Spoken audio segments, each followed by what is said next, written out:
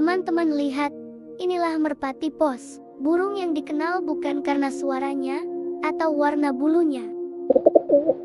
Merpati pos dikenal karena kemampuannya untuk pulang kemanapun ia dilepas, sejauh apapun jaraknya. Merpati pos selalu tahu arah untuk kembali.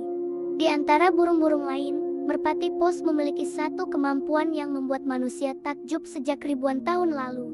Kemampuan untuk selalu menemukan jalan pulang. Meski dilepas ratusan kilometer jauhnya, merpati pos mampu kembali ke kandangnya dengan akurasi tinggi.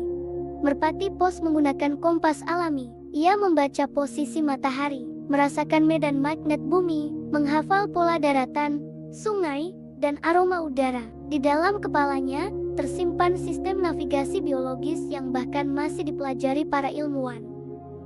Di alam liar, merpati adalah burung yang setia. Setia pada pasangannya, setia pada kawanan, dan setia pada satu tempat kembali.